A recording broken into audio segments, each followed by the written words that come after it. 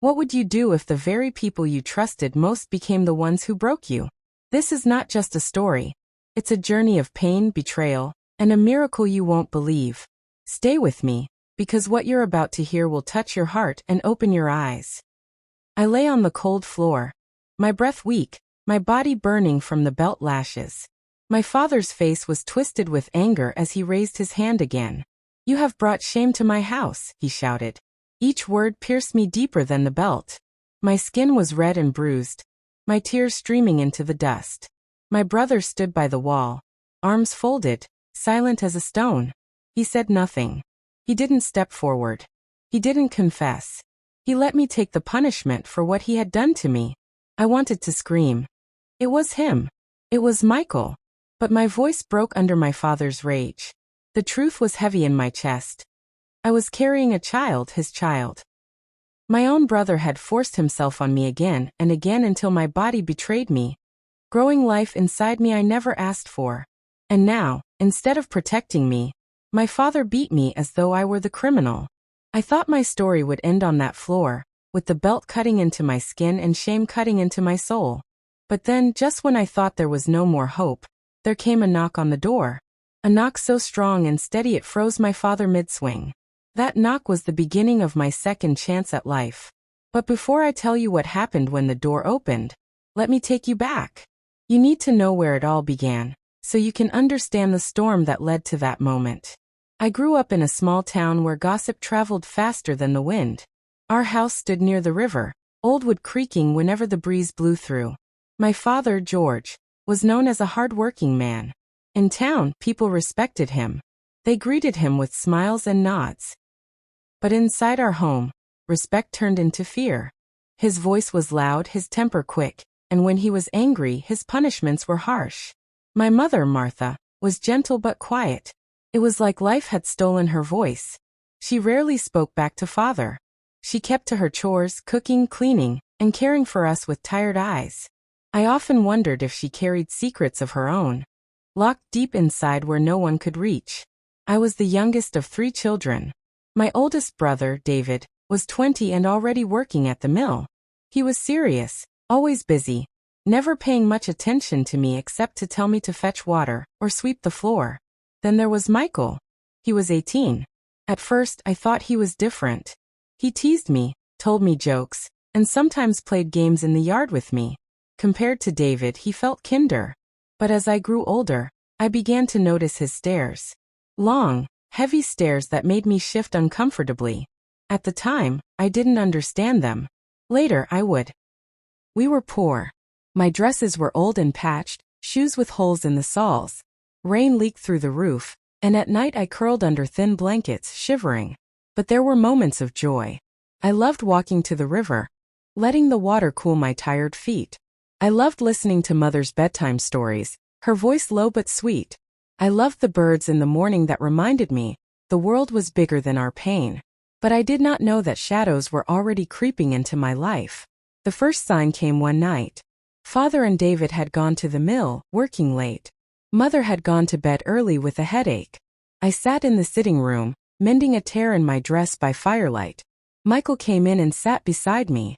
First he said nothing. Then he placed his arm around me. I stiffened. "What are you doing?" I asked. "Don't worry," he whispered. "I'm just keeping you warm." Something in his voice made my stomach twist. I shoved his arm away and rushed to my room. I locked the door, pressing my ear against it. I heard him pacing outside, slow, steady, until finally his steps faded. That night, I prayed harder than ever. I thought it was over. I thought I was safe. But it was only the beginning. Over the next weeks, Michael began to corner me when no one was around. In the kitchen when I was washing dishes. In the yard when I went to hang clothes. His stares followed me even in church, making my skin crawl.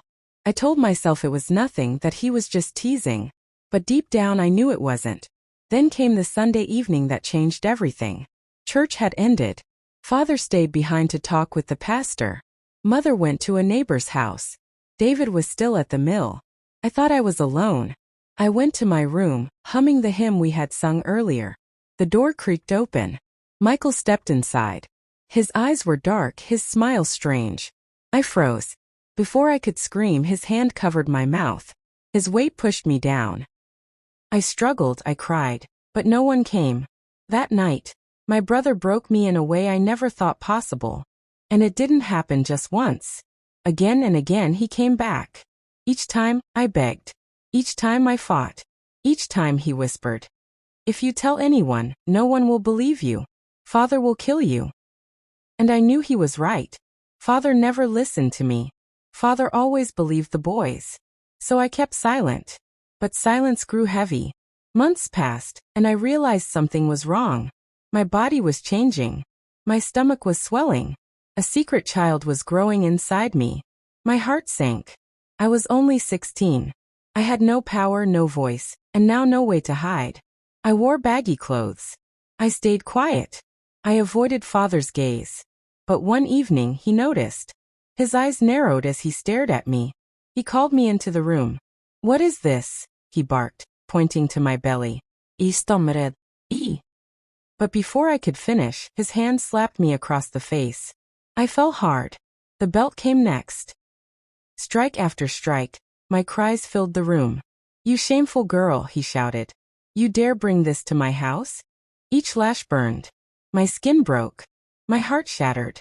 And all the while, Michael stood in the corner, silent, letting me take the punishment for his crime.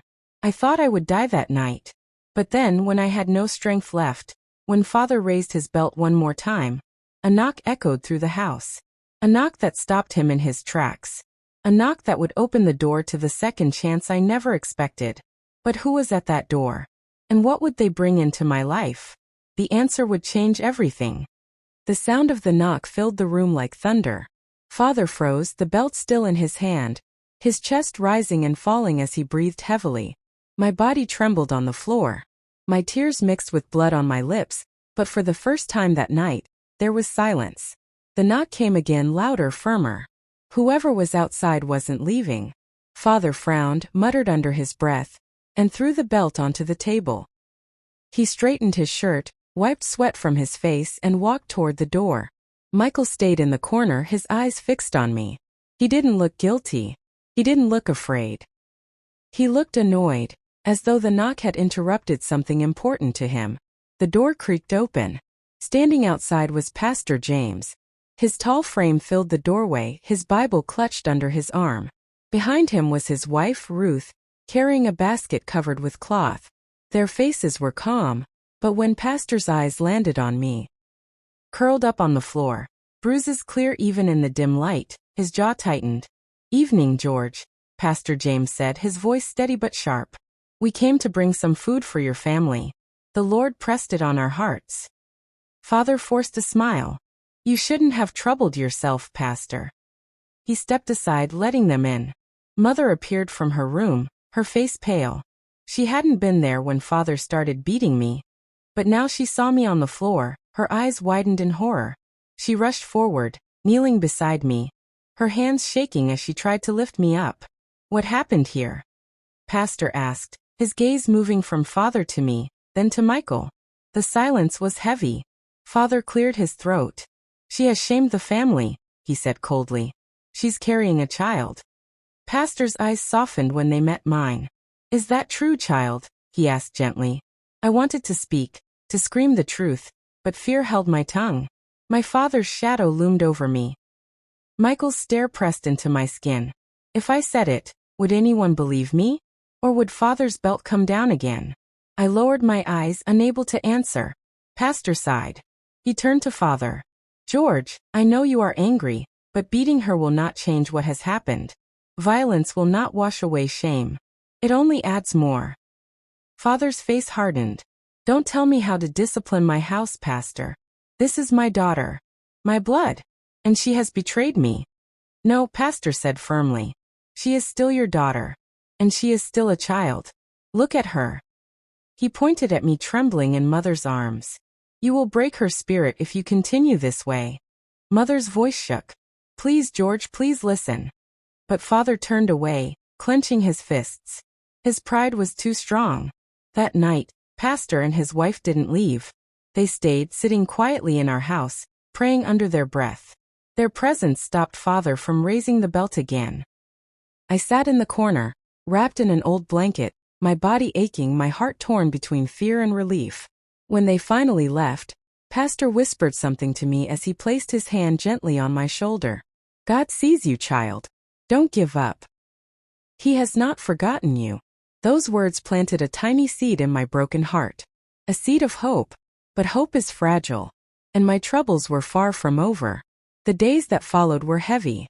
Father refused to speak to me except to bark orders. Mother looked at me with pity but said little, her silence loud as thunder. David avoided me, his face unreadable, as though I had become invisible. Only Michael smirked when no one was looking. His eyes reminded me that he still had power over me. At night I cried into my pillow. My body was sore, my belly slowly growing. A constant reminder of what he had done. I wanted to scream. I wanted to run. But where would I go? I had no money, no family outside our house, no one to believe me. One evening, as I sat outside watching the sunset, Michael came and sat beside me. His voice was low. See what you caused? Father hates you now. And if you open your mouth, it will get worse for you. I glared at him, my fists clenched. Why are you doing this to me? You're supposed to protect me. He leaned closer, his whisper like poison. No one will protect you. Not even God. I turned away, biting my lip so hard it bled. But in my heart, I remembered Pastor's words. God sees you. Weeks passed. My belly grew bigger, and whispers in the town began. Neighbors looked at me differently, their eyes sharp, their mouths whispering when I passed by. No one asked me the truth. They all assumed. And Father let them. But one Sunday something unexpected happened. We went to church as usual. I sat in the back, my head down, ashamed of the stares. Pastor James was preaching, but midway through his sermon he stopped. His eyes scanned the congregation until they landed on me. Church, he said, his voice firm. We talk about sin and forgiveness every day. But too often, we forget to show mercy. Too often, we judge without knowing the truth. A hush fell over the room. My heart pounded. Sometimes, he continued, the ones we condemn are the ones who need our protection most. I felt tears in my eyes. For the first time, someone was speaking as if they saw me. Not the lies, not the shame, but me. After service, Pastor's wife, Ruth, came to me quietly. She pressed a small cloth-wrapped package into my hand. Inside was bread, soap, and a tiny note that said, "You are not alone." That note became my treasure. I hid it under my pillow, reading it every night. It reminded me I still had worth. Even if my own family treated me like dirt. But life has a way of testing hope. One night, when Father had drunk too much, he stormed into my room. His face was red, his breath heavy with alcohol. You think you can bring shame to me and live in my house, he roared. He grabbed my arm, shaking me. I should throw you out tonight. Mother rushed in, pleading. Please, George, she's carrying a child. Don't throw her into the streets. But Father shoved her aside. Then let her tell us who the father is. Let her speak now. The room went silent. Michael appeared in the doorway, his arms crossed, his eyes daring me to say his name. My lips trembled. My heart screamed to tell the truth, to shout his name and free myself. But fear chained my tongue. Father shook me harder. Who is it? Tell me now, or you will regret it. I opened my mouth. And that's when the door burst open. Someone stepped in. Their face pale with urgency. Their voice shaking with words that froze us all. The door slammed against the wall with a loud bang, making Father release his grip on me. His angry eyes turned toward the doorway. It was David, my older brother. His chest was heaving, sweat dripping down his forehead, as if he had been running. His face was pale, his eyes wide with fear. Father, he shouted, almost out of breath. Something terrible has happened. Come quickly. Father's grip loosened on my arm. He turned, startled. What nonsense are you talking about, boy? David's voice cracked. The barn. It's on fire. The words hit the room like thunder. For a moment, everyone froze. Then Father rushed past David, cursing under his breath, and stormed out into the night. Mother gasped and ran after him. Michael stayed in the doorway, his eyes flicking between me and David. For the first time, I saw fear on his face. Not for me, but for himself. Stay here, he hissed at me before running outside. But David didn't move. He stayed in the doorway, looking at me with eyes full of something I hadn't seen before, guilt. The screams of neighbors soon filled the night as the fire spread. I could see the orange glow through the cracks in the window, the smoke rising into the sky. People shouted, buckets of water clattered, the sound of chaos growing louder. But inside our room, silence pressed down between me and David. Finally he spoke. His voice trembled. Sister, I can't keep quiet anymore. I stared at him, confused, still shaking from Father's anger. What do you mean? He stepped closer, lowering his voice as if afraid the walls might hear. I know the truth. I know who hurt you. My heart skipped. My lips parted. But no words came out. David's hands trembled. I've seen it. I've seen what Michael has done to you. I kept silent because I was afraid of Father. Afraid he would never believe me. But I can't anymore. Not after tonight. Tears welled in my eyes. Then why didn't you speak before? My voice cracked. Why did you let me suffer alone? David's eyes dropped to the floor. Because I was a coward. I wanted to scream at him, to hit him, to tell him his silence had destroyed me. But instead, I broke down sobbing, the pain pouring out of me like water from a broken jar. David knelt in front of me, his voice desperate. I will not let Michael win anymore. I will not let Father beat you again for something that wasn't your fault. Before I could answer, heavy footsteps returned. Father's voice roared from outside. The barn is ruined. Everything inside is gone. The door burst open again, this time with Father storming back in. His face red from smoke and anger. Who did this? Who set the fire? His eyes darted to me first, as if even flames could somehow be my fault. But then he turned to David. Was it you? Tell me the truth. David swallowed hard. His lips trembled. And then to my shock he spoke. It was Michael. The room went still. Michael, who had just walked in behind Father, froze in place. His face twisted, first in shock, then in rage. You liar, he spat. Why would I burn my own barn? Father's hand shot out, gripping Michael by the collar. Answer me, boy. Michael's face turned red. I didn't do it. He pointed at David. He's trying to turn you against me. But David didn't flinch. His voice shook, but he stood tall. Father, you've been blind too long. Michael is not who you think he is. Father's eyes narrowed. What are you saying? David's next words cut through the room like a knife. He is the one who abused her. My heart stopped. The words I had carried like a stone in my chest were finally out, but not from my mouth. From his. Father's grip on Michael loosened. His eyes darted between David, Michael, and me. His face was pale, his jaw clenched. Michael's laugh was sharp, bitter. You'll believe this nonsense?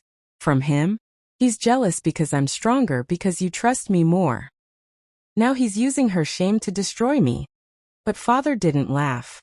He turned to me, his eyes burning. Is this true? The room spun. My body shook. My lips trembled. This was the moment I had feared, the moment I had prayed for. I opened my mouth. Yes. The word slipped out, small but sharp. Michael's face twisted with rage. You liar. You filthy liar. He lunged at me, his hand raised. But Father shoved him back with a force I had never seen before. Don't you dare touch her again. Father's voice thundered. For the first time, Michael looked afraid. Mother, who had been silent all along, collapsed to her knees, crying. My children, my children. The air was thick with pain, anger, and betrayal. Father turned to Michael, his voice low but dangerous. Get out of my house. Michael's eyes widened. What? You'll throw me out because of her lies. Father's hand tightened into a fist. Out. But Michael didn't move. His face darkened. If I leave, I'll take everything with me. You think you can survive without me? Without my work? Without my strength? You'll regret this, old man. David stepped forward, standing between me and Michael. If you try to touch her again, you'll go through me first. The brothers stared at each other, their bodies tense like predators ready to fight. Father shouted. Enough. His voice shook the walls. He pointed to the door. Leave this house before I drag you out myself. Michael's eyes burned with hatred. He looked at me, his lips curling into a promise of vengeance. Then slowly he backed away. But before he stepped out, he spat on the floor and muttered, "This is not over." The door slammed shut behind him. The silence that followed was heavier than the fire outside. Father collapsed into his chair, burying his face in his hands. Mother sobbed quietly in the corner. David stood beside me, his hand gently resting on my shoulder. For the first time, I felt a tiny crack in the wall of my suffering. The truth was finally out. But deep inside, I knew Michael's words were not empty. He would not leave quietly. He would return. And when he did, blood would follow. The night felt endless. After Michael slammed the door and disappeared into the darkness, silence fell over the house like a heavy blanket. But it wasn't the peaceful kind of silence. It was the kind that crept into your bones and whispered fear into your heart. Father sat slumped in his chair, staring into nothing, his hands trembling slightly. Mother was still in the corner, her soft sobs breaking the stillness. David remained by my side, his hand on my shoulder as though he feared I might shatter into pieces if he let go. I didn't sleep that night. Every creak of the old wooden house made me jump.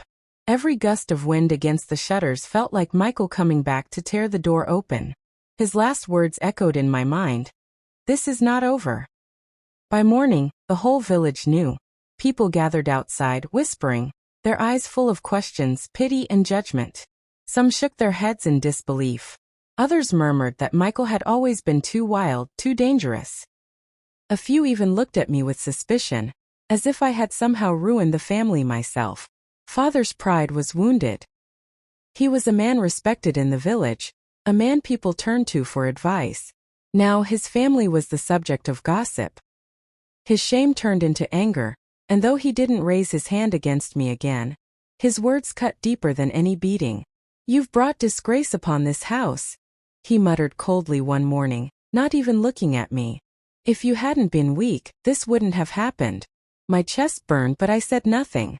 David would speak for me, but Father would silence him too. "Stay out of this, boy," he would snap. "You think you know better than me?" Days passed. Michael didn't return, but the shadow of his threat lingered. At night I would lie awake, staring at the ceiling, waiting for the sound of his footsteps. Then one evening it came. We were sitting at the table, eating in silence, when the dogs outside began barking wildly. Father frowned, rising to his feet.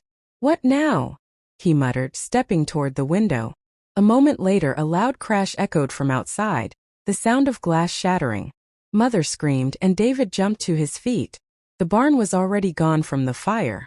Now it was the main house under attack. Stones flew through the windows, one of them landing right on the table, scattering food and breaking plates.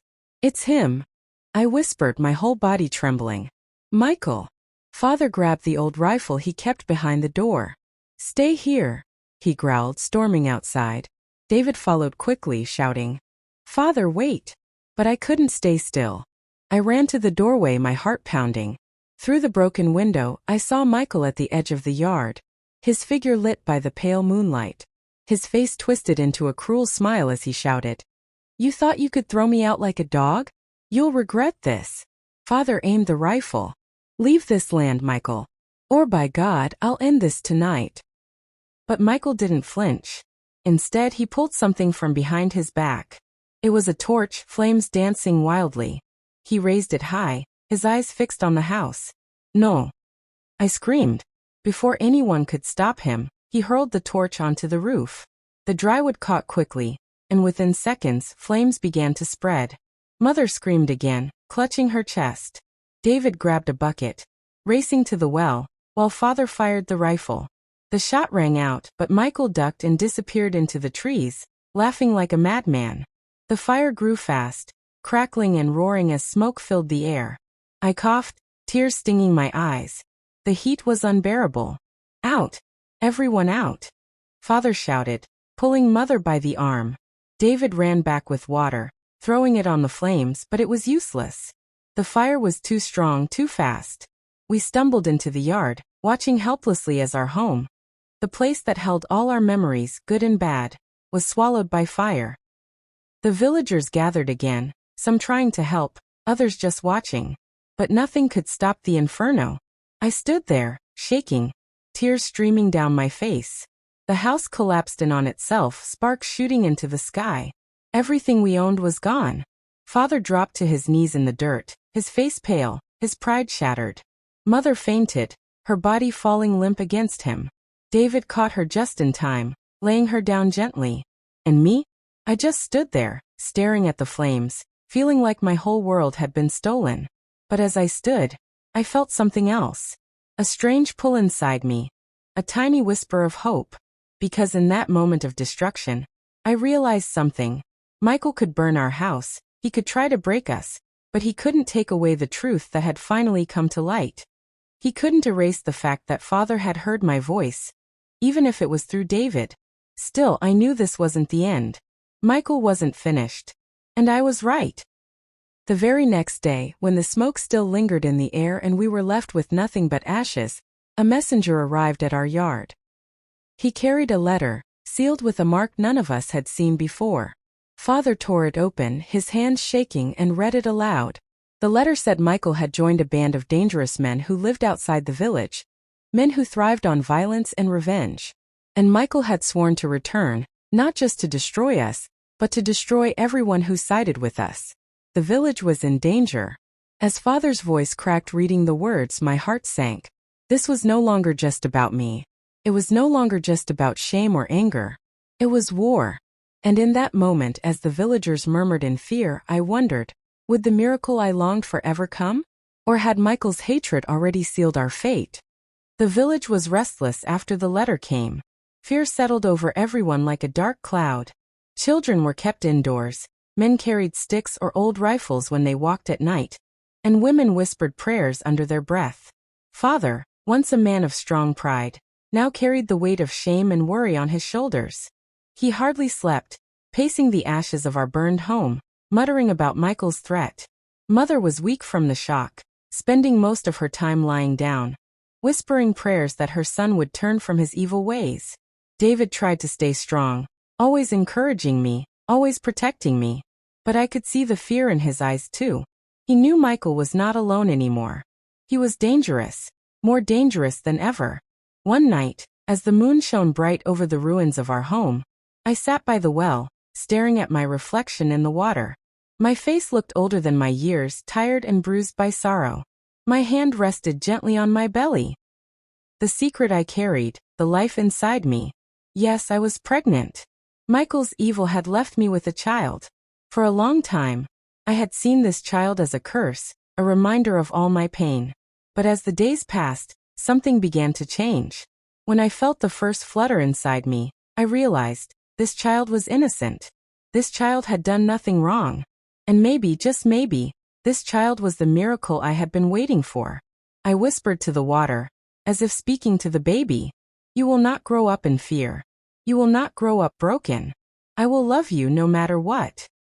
Tears filled my eyes, but for the first time, they weren't just tears of pain. They were tears of hope.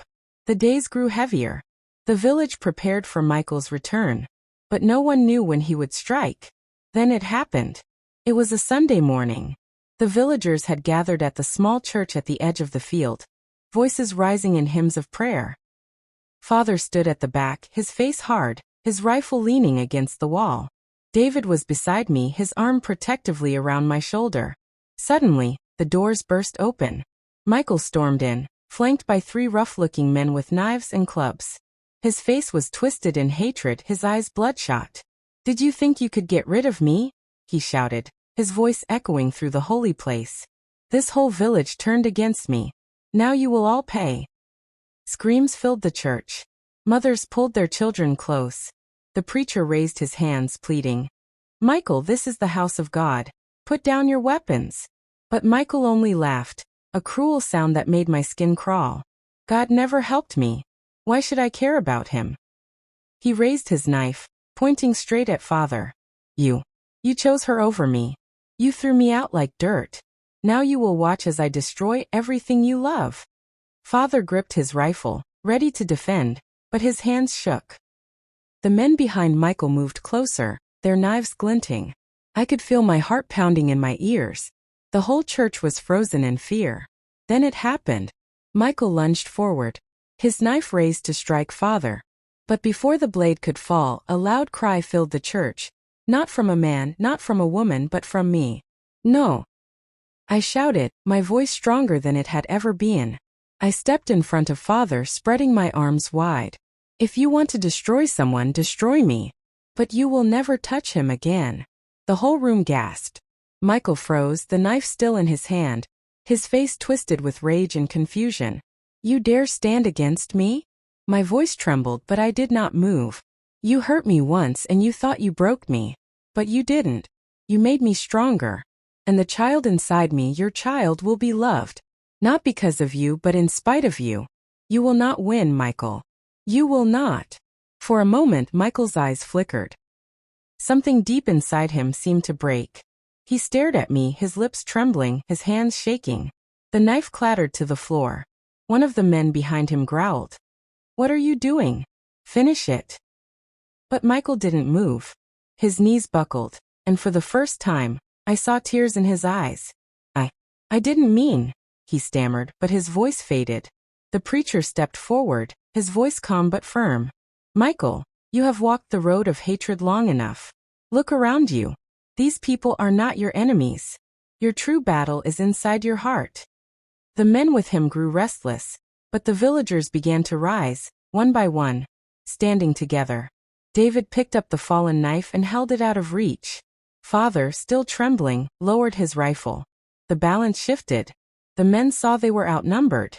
Muttering curses, they backed away and fled into the forest, leaving Michael on his knees in the middle of the church.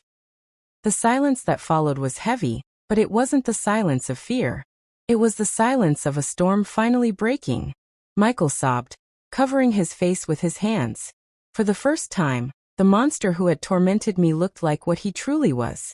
A broken man, destroyed by his own sins. I didn't move to comfort him. I didn't hate him anymore, but I couldn't love him either. My heart was now focused on the tiny life inside me, the miracle born from my suffering. The villagers gathered around me, their voices soft, their eyes full of something I hadn't seen in a long time. Respect. And in that moment I knew. My story wasn't just about pain. It was about survival. About finding strength in the darkest places. My brother had abused me. My father had beaten me. But life had given me a second chance. The child inside me would be proof that even out of brokenness, something pure could grow. And that was the miracle. Lesson. No matter how deep the pain, no matter how heavy the shame, life always has a way of giving us a second chance. The evil of others does not define who we are. Strength, love, and faith can rise from even the darkest ashes. Life taught me that no matter how dark the night is, the morning will always come. If this story touched your heart, don't just stop here. Subscribe, stay with us, and hear more life-changing stories that will make you think, cry, and believe in miracles again.